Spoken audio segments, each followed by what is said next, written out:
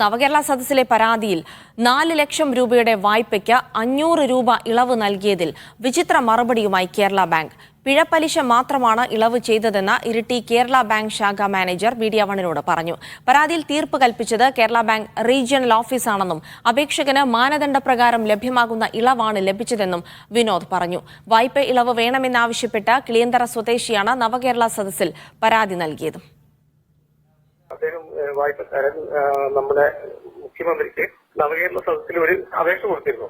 അപ്പൊ അത് കൈകാര്യം ചെയ്യുന്നത് നമ്മളെ അതായത് റീജിയണൽ ഓഫീസാണ് സർ, കണ്ണൂര്. ആ പരാതികൾ അവരാണ് തീർപ്പ് കെട്ടിച്ച് തരുന്നത്. അപ്പൊ ബ്രാഞ്ച് തലത്തിലല്ല അത് ചെയ്യുന്നത്. അദ്ദേഹം ആ ലോൺ അടച്ചുകൊണ്ടിരിക്കുന്നുണ്ട്. അതുകൊണ്ട് ആണെന്ന് തോന്നുന്നു, അത്രയും കുറവേ ഉള്ളൂ. അപ്പൊ അതിന് അടയ്ക്കാനുള്ള പലിശയുടെ ഒരു ശതമാനമാണല്ലോ ചെയ്തു കൊടുക്കുന്നത്. ഇപ്പൊ അടയ്ക്കുന്നുണ്ട്. അത് റവന്യൂ റിക്കവറി ഒക്കെ ആയിരുന്നു. ഇപ്പൊ അദ്ദേഹം ഗഡു മേടിച്ച് ഗവൺമെന്റ് ഗഡു മേടിച്ചിട്ട് അടച്ചു വരുന്നുണ്ട്. അദ്ദേഹത്തിന് ക്ലോസ് ചെയ്യണമെന്നുണ്ടെങ്കിൽ ഇപ്പൊ നിലവിലെ ഈ OTS പ്രഖ്യാപിച്ചിട്ടുള്ളത് 30/12 വരെയാണ് നിലവിൽ പ്രഖ്യാപിച്ചിട്ടുള്ളത്. അതുകൊണ്ടായിരിക്കാം ചിലപ്പം അങ്ങനെ ഒരു ക്ലോസ് അതിൽ വെച്ചത്. ക്ലോസ് ചെയ്യുന്നുണ്ടെങ്കിൽ എന്നാണല്ലോ പറഞ്ഞിട്ടുള്ളത്. അദ്ദേഹത്തിന് കുടിശ്ശിക തീർത്ത് പോവാം. നിലവിൽ അത് വെച്ചിട്ട് അപ്ലൈ ചെയ്യാൻ കഴിയുള്ളൂ എന്നാണ് ഞാൻ മനസ്സിലാക്കുന്നത്. സുനിൽ ഐസക്കുണ്ട് വാർത്തയുടെ വിശദാംശങ്ങൾ നൽകാനായി. സുനിൽ, 4 ലക്ഷത്തിന്റെ വായ്പയ്ക്കാണ് 500 രൂപയുടെ പലിശ ഇളവ് കേരള ബാങ്ക് നൽകിയത്. ഇത് ഏത് വകയിലാണ് ഈ 500 രൂപ ഇളവ് നൽകിയതെന്നാണ് കേരള ബാങ്ക് വിശദീകരിക്കുന്നത്?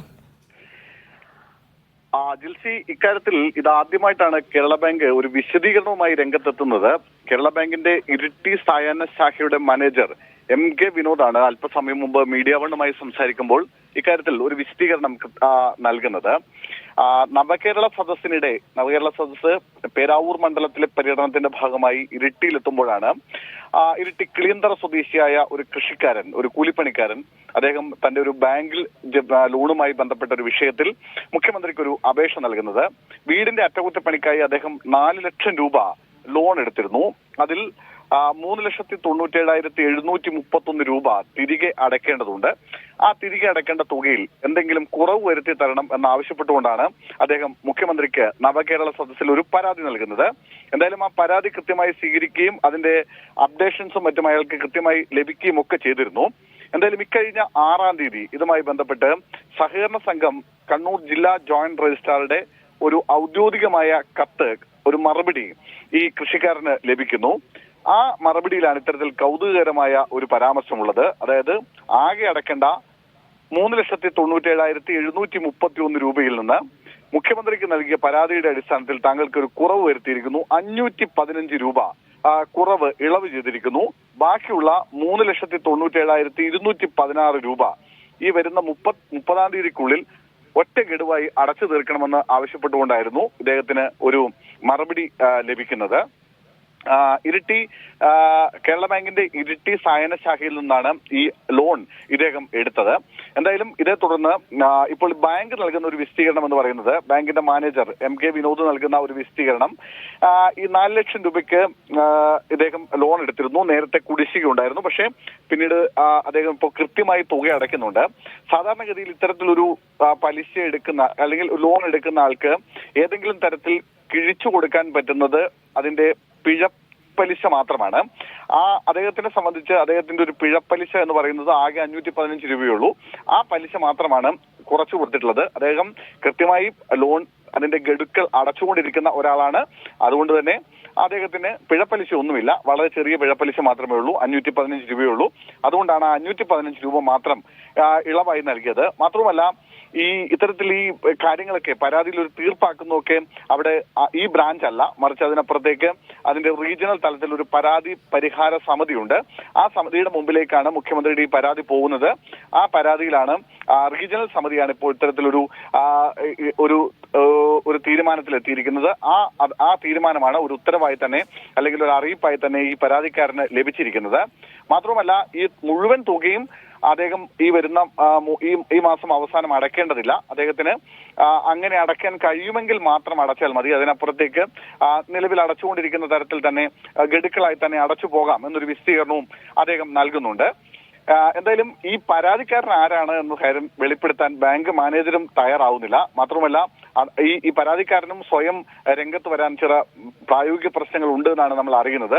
കാരണം അദ്ദേഹം ഒരു പാർട്ടി അനുഭാവിയാണ്. അങ്ങനെയുള്ള ഒരാൾ സ്വാഭാവികമായും ഇത്തരത്തിലൊരു പരാതി മുഖം വെളിപ്പെടുത്താൻ അദ്ദേഹത്തിന് തയ്യാറില്ല. അദ്ദേഹത്തിന്റെ പേര് വെളിപ്പെടുത്താൻ അദ്ദേഹം ഇപ്പോഴും തയ്യാറാവുന്നില്ല. കിളിയന്തറ സ്വദേശിയാണ്. അദ്ദേഹവുമായി ബന്ധപ്പെട്ട വിശദാംശങ്ങൾ മറ്റും നമുക്ക് അദ്ദേഹവുമായി കണക്ട് ചെയ്യാൻ പറ്റുന്ന കാര്യങ്ങളൊക്കെ നമ്മൾ ചെയ്തിരുന്നു. പക്ഷെ അദ്ദേഹം സ്വയം ഇപ്പോഴും ആരാണെന്ന് വെളിപ്പെടുത്താൻ താല്പര്യമില്ലാത്ത ഒരാളാണ്. അതുകൊണ്ടാണ് അദ്ദേഹത്തിന്റെ പേര് വിവരങ്ങൾ നമ്മൾ പുറത്തുവിടാത്തത്. സുനിൽ, അതായത് സാധാരണഗതിയിൽ ഇത്തരം ഒരു വായ്പാ ഇളവ് അല്ലെങ്കിൽ പലിശ ഇളവ് ആവശ്യപ്പെട്ട് വരുന്ന അവർക്ക് ബാങ്ക് ഒരു ഹർജിക്കാരൻ അല്ലെങ്കിൽ അത്തരം പരാതിയുമായി വരുന്ന ആളുകൾക്ക് ബാങ്ക് സാധാരണഗതിയിൽ ഒരു വലിയ തുക ഇളവ് നൽകാറുണ്ടോ? അക്കാര്യത്തിലാണ് ഇപ്പോൾ ഒരു വിശദീകരണവുമായി ഈ മാനേജറുടെ വിശദീകരണത്തിൽ തന്നെ അക്കാര്യം പറയുന്നുണ്ട് ജിൽസി. അതായത് അവർ നൽകുന്ന ഒരു വിശദീകരണം അനുസരിച്ചാണെങ്കിൽ കുറേ കാലം ഈ ഒരു ലോൺ എടുക്കുകയും എടുത്തതിന് ശേഷം അതിന്റെ കുടിശ്ശിക അടയ്ക്കാതെ വലിയ കാലഘട്ടത്തോളം ഇതിന്റെ അടവ് തെറ്റിക്കിടക്കുന്ന ആളെ സംബന്ധിച്ചാണ് വലിയ പിഴപ്പലിശയൊക്കെ ഉണ്ടാവുന്നത്. അപ്പൊ ആ പിഴപ്പലിശയാണ് സാധാരണഗതിയിൽ ഈ ഒറ്റത്തവണ തീർപ്പാക്കൽ പദ്ധതിയൊക്കെയായി ബന്ധപ്പെട്ടുകൊണ്ട് സാധാരണഗതിയിൽ കുറച്ചു കൊടുക്കുന്നത്. ഇദ്ദേഹത്തെ സംബന്ധിച്ച് ഇദ്ദേഹം കൃത്യമായി ഗഡു അടയ്ക്കുന്ന ആളാണ്. അതുകൊണ്ട് ഇദ്ദേഹത്തിന് കാര്യമായി അങ്ങനെ കുറച്ചു കൊടുക്കാനുള്ള നിർവാഹമില്ല. അങ്ങനെ ഒരു വ്യവസ്ഥ ബാങ്കുമായി ബന്ധപ്പെട്ടില്ല. അതുകൊണ്ട് തന്നെയാണ് ഇതിൽ കൂടുതൽ ഒരു തുക കുറച്ച് നൽകാൻ കഴിയുന്നില്ല എന്നൊരു വിശദീകരണമാണ് അദ്ദേഹം നൽകുന്നത്.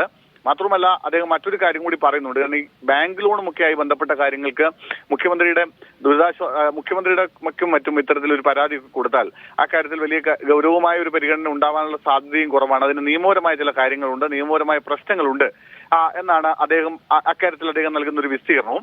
ഇനി ഏതെങ്കിലും തരത്തിൽ അത് ജപ്തിയിലേക്കോ മറ്റോ ഒക്കെ പോകുന്ന ഘട്ടം ഉണ്ടാവുന്ന സമയത്താണെങ്കിൽ ആ ബാങ്കിന് തീർപ്പാക്കൽ പരിഹാര സെല്ലുകളുണ്ട്, അവർക്ക് പരാതി നൽകാം. അങ്ങനെ ഏതെങ്കിലും തരത്തിൽ കുറച്ച് പണം സാധാരണഗതിയിൽ കുറച്ചു കൊടുക്കാറുണ്ട്. അതിനപ്പുറത്തേക്ക് കൃത്യമായി അടവ് നടക്കുന്ന ഒരു ലോണിൽ ഇതിനപ്പുറത്തേക്ക് തുക കുറച്ചു കൊടുക്കാൻ നിർവാഹമില്ല എന്നൊരു മറുപടിയാണ് ബാങ്ക് മാനേജറും നൽകുന്നത്.